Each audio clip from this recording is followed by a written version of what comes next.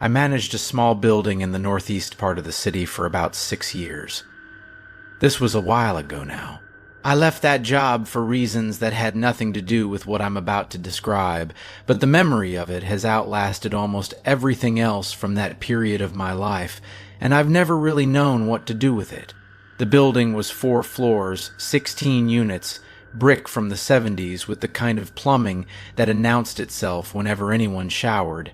My office was a converted unit on the ground floor. Part of the job was holding keys to everything, which meant I knew the building the way you know a house you grew up in. Not consciously, just in the body. I could tell which radiator was knocking from the sound alone. Unit 3B went vacant in late October.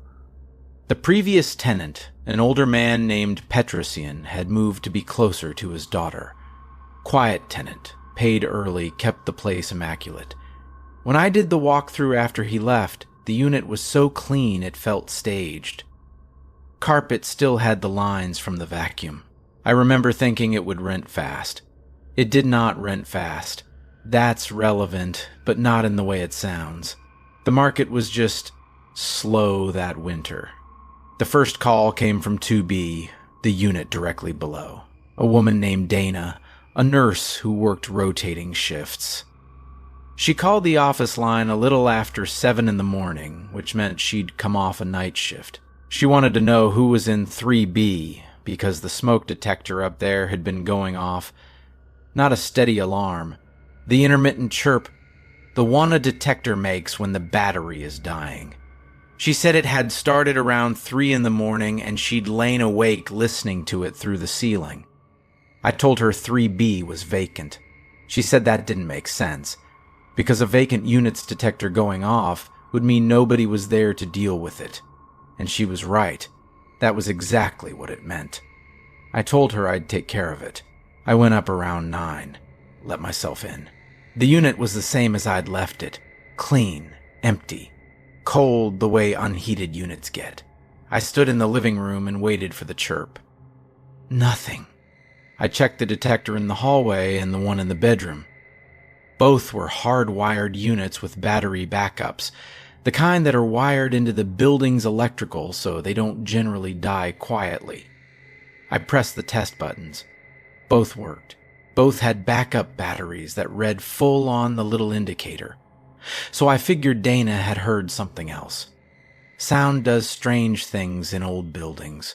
A chirp could carry from another unit, bounce through a vent, sound like it was coming from above when it was really coming from beside or below. I made a note to check the detectors on that side of the building, and I left. It came again the next night. Dana called again, more tired than annoyed. Same time, roughly 3. Same intermittent chirp directly overhead. She'd actually gotten out of bed and stood under the spot where the sound was loudest, and it was, unmistakably, coming from the floor of 3B. I want to be honest about my own reaction, because I think it's the part people don't believe. I wasn't frightened. I was irritated. I had a maintenance backlog, and a dying detector that tested fine during the day is the most annoying possible problem, because you can't fix what won't misbehave in front of you. I assumed it was an intermittent electrical fault, something in the wiring that dipped at a certain hour, maybe when the building's heating cycled. I told Dana I'd replace the units entirely. I did. I bought 2 new detectors, went up the 3rd afternoon, and swapped them both. Capped batteries, fresh hardware, tested, working. I stood in that clean, empty living room and felt like I'd solved it. That night, Dana didn't call.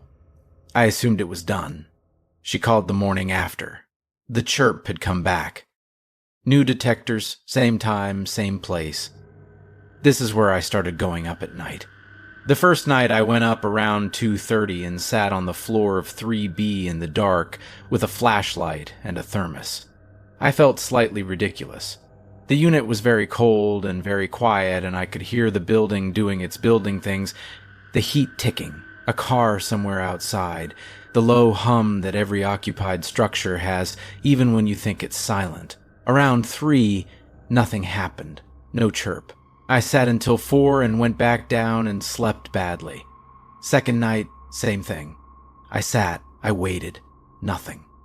By then, I'd half convinced myself Dana was hearing something from outside, a car alarm or a truck backing up, something with a rhythm she'd attached the wrong location to. People do that. The mind wants a source. The third night, I changed my approach.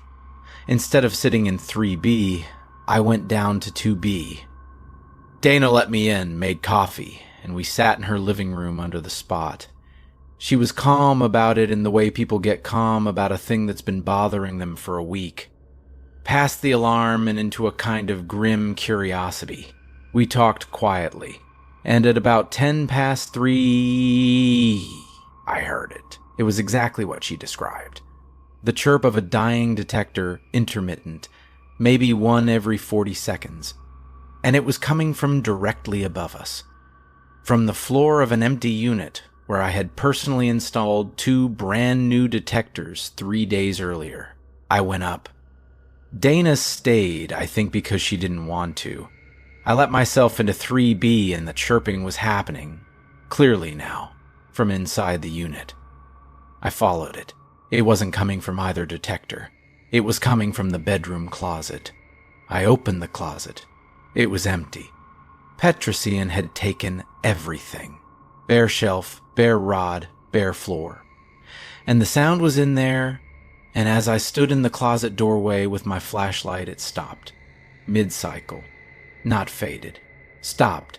The way a sound stops when something that was making it becomes aware of you. I stood there longer than I should have. I checked the shelf, the corners, the floor. There was nothing in that closet that could chirp. No smoke detector, no carbon monoxide unit, no old phone, no toy, nothing with a battery. I want to be clear about that because I checked it the way you check something when you've decided to be a witness rather than a believer. There was nothing there. I told Dana I'd found a loose detector and dealt with it. I don't know why I lied. It seemed kinder than the truth, which was that I had no idea what I'd heard. The chirping continued. Not every night now. That was the part that got under my skin more than anything. If it had been every night, I could have called it a fault. Faults are reliable. This came maybe 3 nights a week, always around 3. Never when I was sitting in 3B waiting for it. Often when I was in 2B with Dana. Sometimes when I was downstairs in my own unit and could hear it faintly through 2 floors if I stood in the right spot in my kitchen. I started paying attention to the nights it didn't come. There was no pattern I could find in the weather, or the heating, or the day of the week. The only pattern, and I sat with this for a long time before I let myself notice it, was that it tended to come on the nights I had decided not to go up, as though it knew whether I was coming. I'm aware of how that sounds. I'm aware that a tired man listening for a sound at 3 a.m. will find patterns that aren't there. I've told myself that version many times. It's a good version. It lets me sleep. We rented 3B in February. A young couple both worked downtown. I almost didn't show it to them. I stood at the lockbox with the keys in my hand and genuinely considered telling them it was already taken. But I showed it, and they loved it, and they signed, and I told myself that whatever the thing was, it was my problem and not theirs, and maybe an occupied unit would settle it. I never heard another complaint about a smoke detector in that building. Not from the couple, not from Dana, not from anyone, for the remaining 3 years I worked there. It simply stopped when someone moved in, which is the most reasonable possible outcome, and which I have never once found reassuring. Here is the part I think about. The thing only happened when the unit was empty. A dying detector in an empty room, chirping for attention, at the hour when attention is hardest to give. For the weeks it went on, I was the only person who answered it. I'd go up, and it would stop, and I'd stand in that cold clean room having come when I was called. I've wondered since whether the right move was to keep coming or to have stopped. Whether by going up every time I was reassuring it or training it. Whether it wanted the room filled or wanted me. I don't think those questions have answers. I'm not sure they're even the right questions. But the couple moved in, and it stopped, and I've always had the quiet sense that it didn't stop because it was satisfied.